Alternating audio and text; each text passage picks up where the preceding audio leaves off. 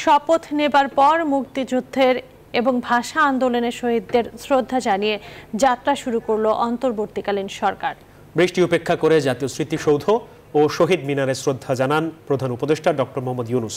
সাথে ছিলেন 13 উপদেষ্টা। শ্রদ্ধা নিবেদন শেষে রাষ্ট্রের সংস্কার ও সম্ভাবনার বাংলাদেশ গড়তে জাতিকে এগিয়ে আসার আহ্বান জানান তারা। বৃষ্টিস্নাত সকাল, রক্তঝরা বাংলাদেশের নতুন যাত্রা, মুক্ত বাংলার নতুন বিজয়। বীর শহীদদের আত্মত্যাগকে স্মরণ করে শুক্রবার সকাল 10টার কিছু পরে জাতীয় স্মৃতিসৌধে ফুল দিয়ে শ্রদ্ধা জানান অন্তর্বর্তীকালীন সরকারের প্রধান উপদেষ্টা ডক্টর মোহাম্মদ ইউনূস।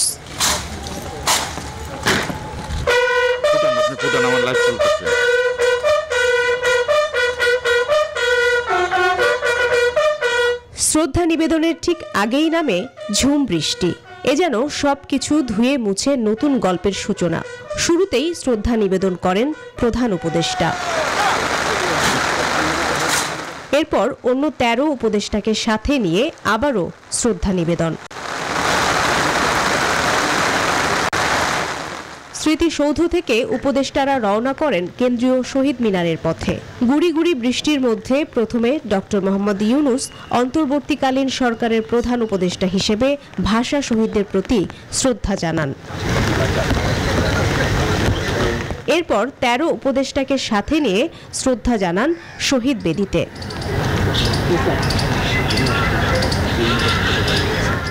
যাওয়ার পথে গণমাধ্যমের মুখোমুখি হলে উপদেষ্টারা দোয়া চান দেশবাসীর কাছে।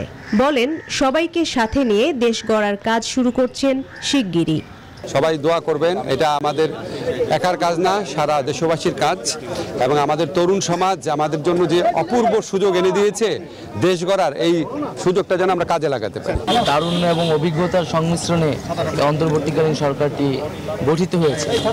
আমরা আশা করব যে আমাদের যারা সিনিয়র সিটিজেন নাগরিক সমাজ, তাদের অভিজ্ঞতা, গ্রহণযোগ্যতা এবং একই সাথে আমাদের যে তারুণ্যের শক্তি, এই উভয় মিলে আমরা বাংলাদেশ রাষ্ট্রটাকে আবার নতুন করে সাজাতে পারি।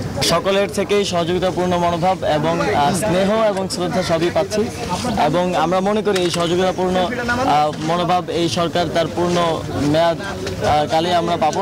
আপনারা জানেন এই সরকারে 25 থেকে 85 যে একটি তারুণ্য এবং অভিজ্ঞতার যে সংমিশ্রণ হয়েছে, এটি আসলে বাংলাদেশকে রিপ্রেজেন্ট করে এবং বাংলাদেশের প্রকৃত যে চাওয়া পাওয়া সেটি বাস্তবায়ন করতে পারবে বলে আমি মনে করি।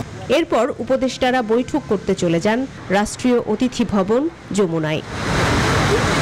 মারুফা রহমান, নিউজ 24, ঢাকা।